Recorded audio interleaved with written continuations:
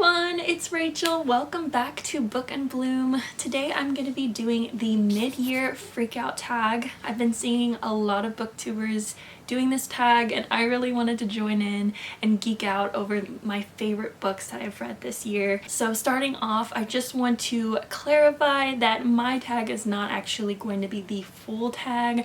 I decided to do only 10 of the questions out of the 13. The full questions and the person who created this tag will be in the description if you'd like to do this tag along with us. So my original goal coming into this year was to read 100 books and I was just so on fire about it. I really wanted to do it, but I also was nervous and I wasn't sure how likely I was going to be able to do something like that, especially with being a student. I tried the best that I could, but towards the end of my spring semester it just got really hard for me to find time to read, and so I slowly started kind of accepting that okay, it's okay if I don't reach that goal. I think I want my intention of a reading goal to be in order to encourage me to read and not for the number. I've let go of that goal. I'm just okay with however much I've read, and I'd be happy just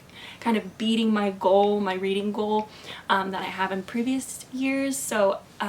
So far, the most books that I've read in a year has been 50. It's likely that I will beat that goal because I've read 42 books, actually technically 43 as of today, 43 books this year, so that's great, and I'm happy about that. I have read a variety of books, so I've read, to picture books, middle grade books, I've read big books too, so it's kind of all over the place. I've listened to audiobooks. It's not like 42, 200 to 300 or more page books. Some of them have been smaller, some of them have been bigger. It's been kind of all over the place, a variety. So it sounds like a lot, but it's not like I've been spending every waking hour reading or something like that. It's definitely going well. I've just been trying to enjoy reading, because at one point I definitely was feeling like, oh, I need to read more. I need to, find, short books that I can listen to in a day, and I need to do this and I need to do that, and it became a chore. I'm definitely more happy and more content with where I'm at now. Sip break. Cheers. So moving on, let's actually get into the tag. We haven't even gotten into the tag. First question, which is such what is the best book you've read so far this year? So I would say the best book that I've read so far has to be The Reading List by Sarah Nisha Adams. Hopefully I'm saying her name right. But yes, this book has really stuck with me ever since I've read it. I just can't stop thinking about this book. It's just so beautiful, so great. It's the perfect book for bookworms because it's all about basically the love and the magic of reading. So what is this book about? It's set in London and it has two point of views. One of them is this elderly man. He's an Indian man. He lost his wife. He's still really grieving, and so many things have changed in his life. Now his daughters are taking care of him instead of him taking care of them, and there's just a lot of changes. Everyone's they've gone through the grieving process. They still miss her, but they have healed and have moved on, and he is still really in the grieving process, and everyone's just trying to get him to finish that process. He longs for really anything to make him feel like a connection to his wife, and that was one thing that his wife really loved to do, was to read.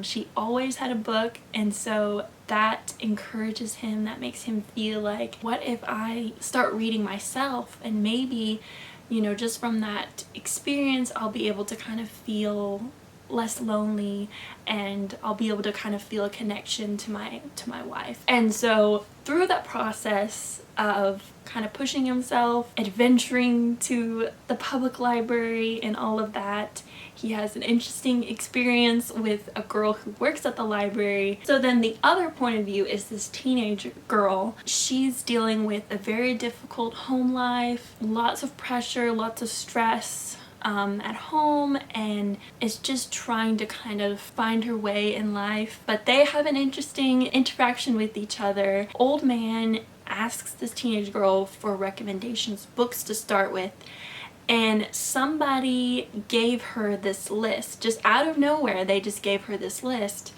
And so then she starts using the book recommendations that are on this reading list. Through the book, you kind of follow the story of like basically how this reading list was created, and you kind of slowly see like who created this reading list, the mystery behind that. But anyways, they get this mysterious reading list. The teenage girl starts giving him these book recommendations, and then she starts to read them herself. They kind of just have this unlikely friendship. Through these books, they learn so much, and they kind of apply it to their lives, and it helps them see life in a different way. I don't know, I love it. All the feels. You will feel all the feels. You will feel happy. You will probably cry. You might laugh. I can't recommend this book enough. I just love it, and I so desperately want to do like a reading list, like book club one day. I think that'd be so fun. It's funny because I read that book in January, and I would not be surprised if by the end of the year that was still my favorite book. So unforgettable, so heartwarming, so beautiful in so many different ways. So the next question is, what is the best sequel you've read this year so far? So I've been reading a lot of series for the first time ever. At the time of like Hunger Games, I did not read those books. I watched the movies. For some reason, I just didn't read Hunger Games when it was in its prime. So there's a lot of books that I just didn't read when they were like super big and popular. I've been reading through Harry Potter. I read through Hunger Games.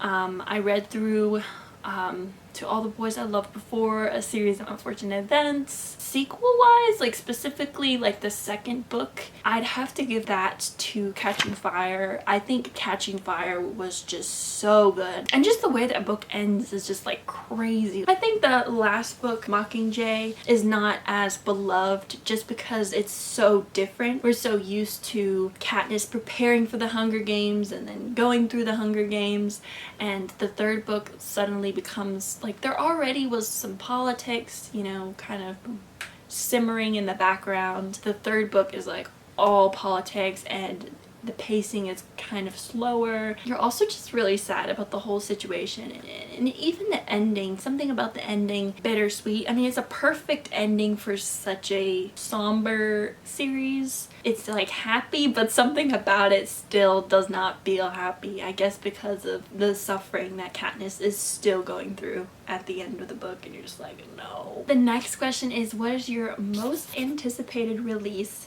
for the second half of the year? For me, it has to be The Other World by Abby Emmons. I love Abby Emmons. I loved 100 Days of Sunlight. So this book kind of gives like Tangled vibes on an island, ocean, beach, lighthouse. The main character, she has an interesting name. Her name is Orca, but her father has sheltered her from the world. Rapunzel longs to, you know, go see the lights, and Orca longs to go to the other world. So a man flying a plane crash lands onto her island. She nurses him and takes care of him and kind of keeps him a secret, I imagine, from her father, and in the process she gets to experience kind of a glimmer of the outside. She meets some different people through that experience, and of course, you know, there's some romance and all of that stuff. So and I think there's some mystery and maybe some treasure hunting, I think I've heard. But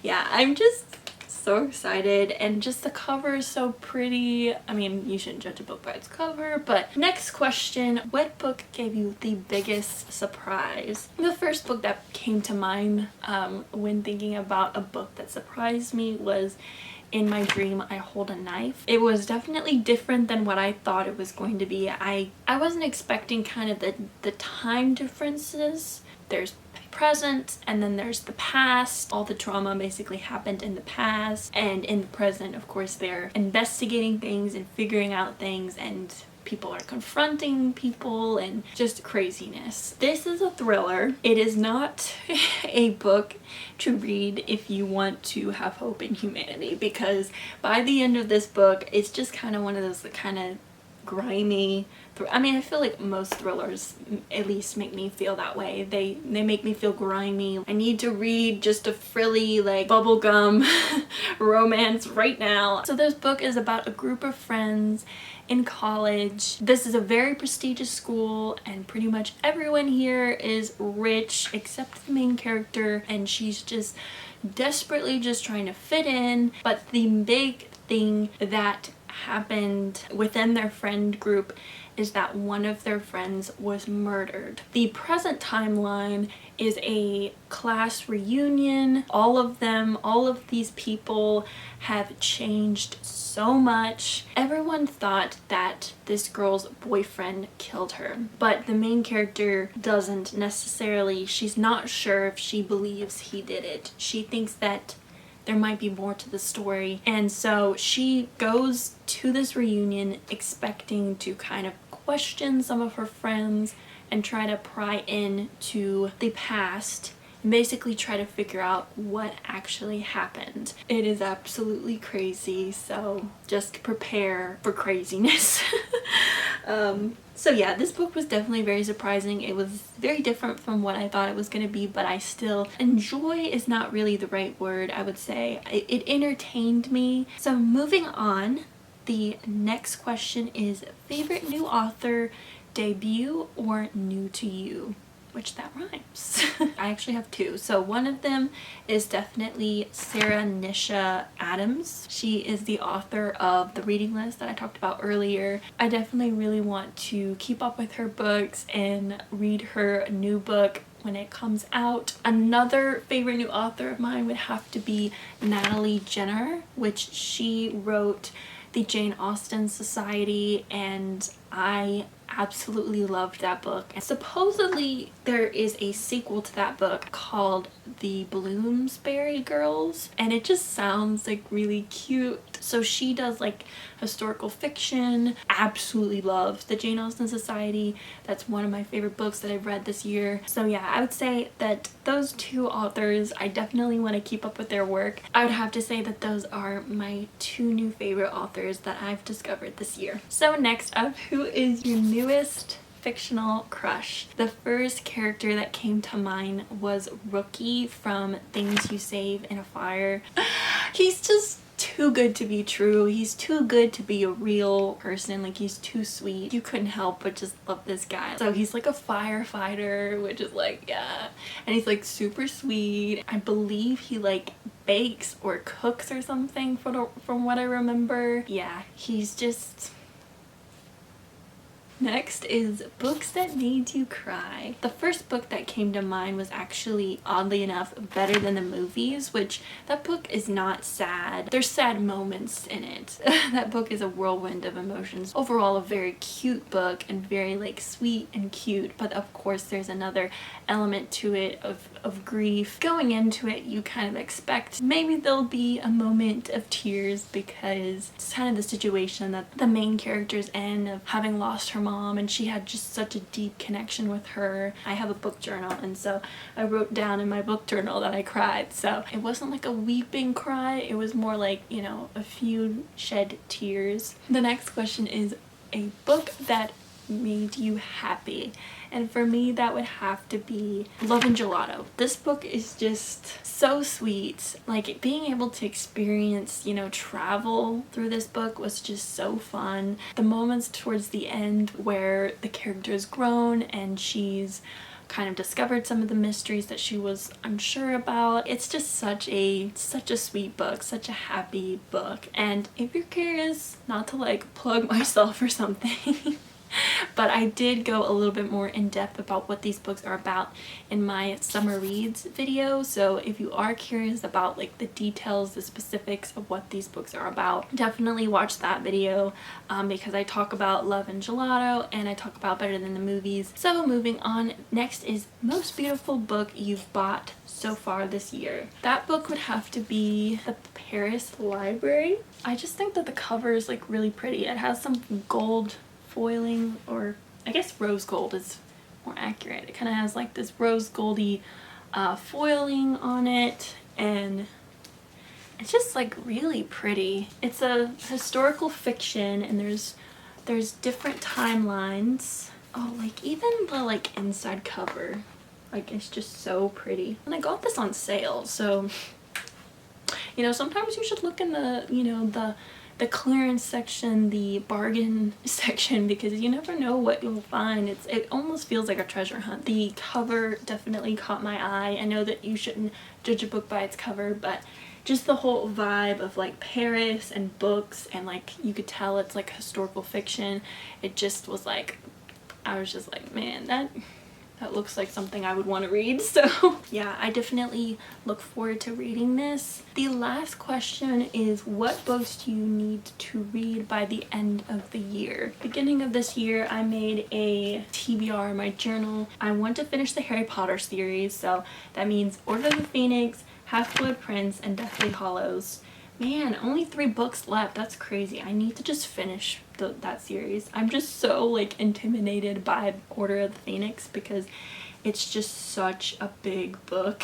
I've also been meaning to read The Lord of the Rings sometime this year. I watched the movies for the first time last year, and then my family experienced them for the first time this year. And I've read The Hobbit, so like I know that Tolkien, he's just such a great writer, and I just love that like he was friends with C.S. Lewis. Like I think that's just so fun. Like they both have that same heart in them. We'll see when I get around to reading those, but yeah, that's on the list. I want to finish the Renegades series. I reread them. I just finished the second one, so all I have left is Supernova. And then I have some standalone books that I want to read. I want to read Ender's Game. Never read it. Haley Pham like was obsessed with it when she read it, and I have a friend who really loves that book too. And then Howl's Moving Castle. I love the Ghibli film. And it's just so good, so I'd love to read the story that it was based on, because it definitely gives kind of like Beauty and the Beast vibes, so I feel like I would love that because I absolutely love Beauty and the Beast. And then I want to read the 3 Jane Austen novels that I haven't read before: Persuasion, Northanger Abbey, and Mansfield Park. I want to read through the Green Gables. I actually own like the whole like series. When I go back to school this fall, I probably will pick those up then. I also would love to read the Little Women series. Read the first book, but I have never read the other 2. I just think that that would be just such a cute series to read. And then last but not least, I want to reread the Chronicles of Narnia, just because it's been a while since I've read it, and I just love those books so much.